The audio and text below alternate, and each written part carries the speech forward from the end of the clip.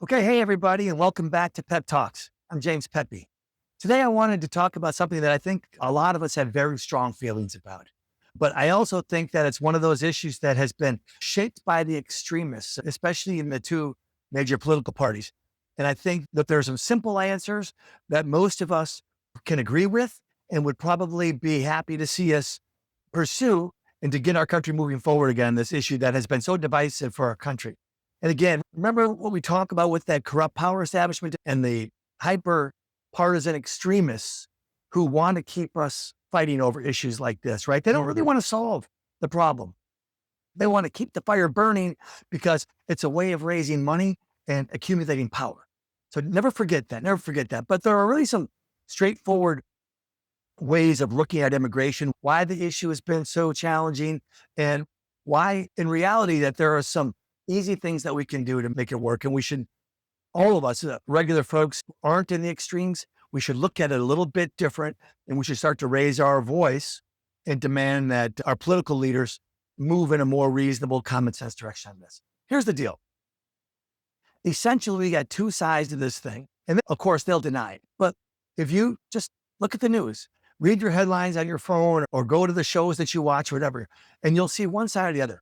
And one side is we should have open borders. And anybody who wants to come, all the poor people in the world that want to come, they should be able to come. And we should just feel sorry for them. And there's some truth to the empathy and the sympathy. We should be empathetic, right?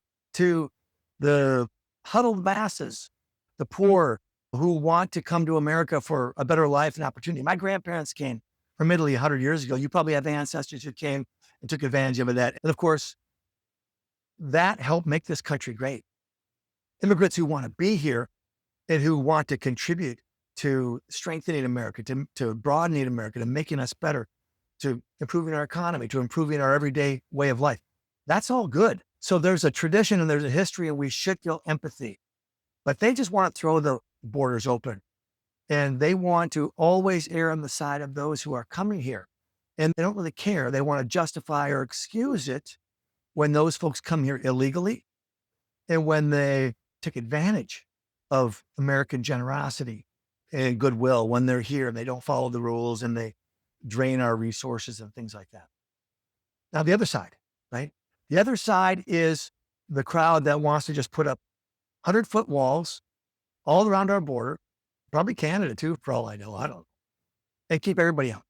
Nobody can come. Why? Because all immigrants are bad. All immigrants are violent, bloodthirsty criminals. You hear the president say it all the time, unless they're from South Africa, maybe. I don't know. But that's the impression from the other side. They're all bad. They're all here to take advantage of us. They're all here to rape our women and kill our children. And none of them should come. None of them should come. They're destroying our country. They're taking over our culture. They're whatever. All of the stereotypical bigotry, bigoted sort of ideas about foreigners you get from that side. Nobody can come. So you got two sides. Let them all in, let no one in. And I'm guessing that you think that the answer is somewhere in between. Shocking, right? Shocking. But as I've talked about, you think that doesn't matter. Those are our choices. We got two choices, all or nothing, all or nothing. That's the way the extremists set up the game, right? All or nothing. But what about this? What about encourage people to come? What if the president stood at the door of the White House or sat in the Oval Office regularly and said, hey, y'all who want to come and make a great life for yourself and contribute to the greatest country in the history of the world, come to America. We need people. We do. There are a lot of jobs that natural Americans won't do, that immigrants will do. And there's a lot of different ways that that immigrants can continue to contribute to the strength of our country. They can. The truth of the matter is that one important factor when it comes to the long-term strength of a nation is its size. And we're falling behind. There's only one reason. It's only one reason why China is a superpower. That's because they've got 1.5 billion people there, or whatever that number is now. That's it. We've got 340 million. That we're, I don't know, fifth, sixth, seventh on the list of the largest countries. I don't know whatever we are anymore, but places like China and India and other places, they're growing their numbers and their strength in numbers. There really is for a nation. Our history tells us that. So we should want to grow. We've got plenty of room. We've got plenty of resources. We've got plenty of ways to grow. Growing people will grow our strength economically and otherwise. It will. So again, I go back to this. What if Trump sat there in the Oval Office and said, come on, especially you young people who want to go to school in America and stay here. We'll give you incentives to stay. But, and here's the other side of it, but we need you to come here the right way. No country can survive long if we just let people come and overrun our systems without knowing what's going on, without being able to manage the flow of those people and what's going on here in the country. So you got to come through the gates. You got to follow some simple rules. Now, that begs the question, what are those rules? They're way too complicated now, and I'm not going to get into them here, but we need to simplify those rules, and we need to build into it accountability on all sides, and then we need to manage it. Think of it like this. When somebody comes through the gates the right way and says, I want to come to America and get my education or get a job and work and contribute to make America better. I want to become an American. I want to learn to speak English. I want to assimilate, and I want to help grow the culture of the greatest nation on earth and to strengthen it. I want to be a part of that. That's what my grandparents said. Probably yours too. I don't know. But look, when they do that, when they come through the gates, we need to manage that flow. We need to teach them. We need to show them what the rules are, give them a manual, and whatever it is, put them into a process over a period of time, a reasonable period of time, where they can assimilate into our country. They can follow some simple rules, and we need to provide resources, not resources in the form of welfare. We do not want to create a welfare incentive for immigrants to come to our country to start collecting a check from taxpayers. We do that now. We give a lot of freebies away to immigrants. We ought not do that. Ought not do that. With only very rare exceptions, if any. We ought not do that. But we should give them incentives in terms of assistance, in terms of how to follow the rules when they get here. So we need to have a system in place that says, come in, follow the rules, and here's resources that you can go to have questions answered, to point you in the right direction, to help you along that path of doing what it takes to become a contributing, valuable member of our American society. That's it, right? That's the common sense compromise that says that we want people to come, but we want them to come and follow the rules. We want them to come the right way and follow the rules, not come illegally, hide in the country, take advantage of our generosity, and exploit opportunities in the underground of America. We want them to come above board and do it right. And so now you got to ask yourself, yeah, that's pretty good. That seems pretty reasonable. Why aren't we doing that? Why aren't we doing that? I tell you again, because the extremists and the power establishment don't want us to do it. That's too simple. That makes too much sense. And remember, the radical realists who say, yeah, that sounds all great, but it'll never happen. You may be thinking that right now. You may be thinking that right now. That sounds great, but it won't happen. Or maybe you've convinced yourself that's what your side is promoting. But I'm here to tell you, I watch this stuff real closely, and that's not what I'm hearing. I don't hear that from Trump, and I don't hear that from the Democrats. I don't hear any of that. And I think that in the world that we live in, messaging, communication is really important. And for the president to very clearly articulate that kind of policy for this country, hey, everybody around the world who wants to come to America, we want you to come. But we need you to come through the gates. If you don't come through the gates and we catch you, we're going to send you back. If you come through the gates or any way you come and you commit crimes on the streets, we're sending you back.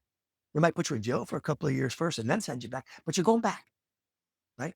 Send that message. Stop demonizing and vilifying every immigrant as being a rapist or murderer or whatever.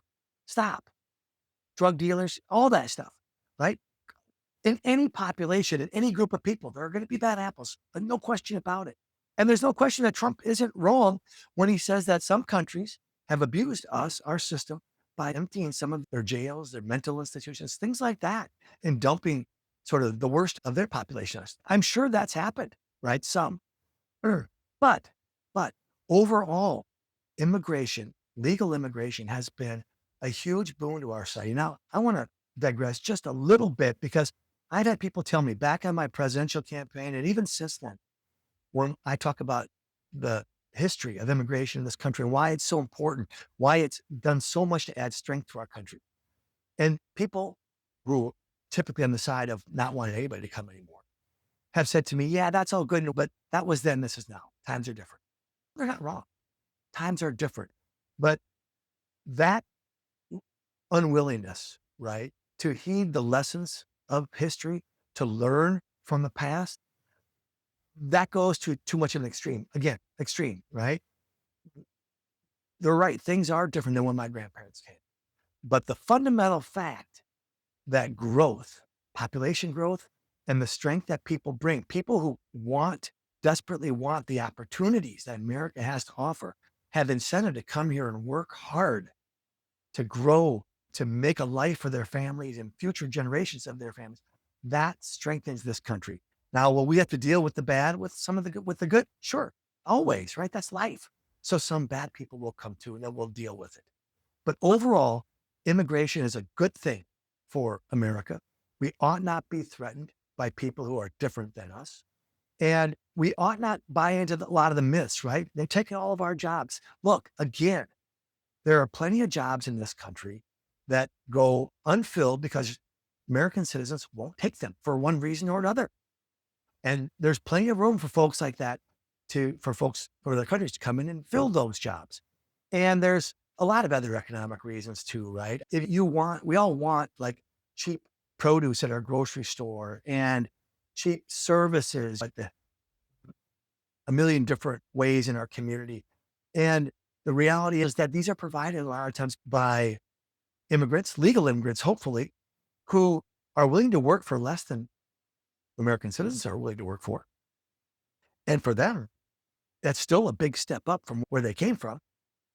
And it works. It builds our economy. It strengthens and it creates growth, and growth that in the future will create new jobs and new industries and so forth and so on.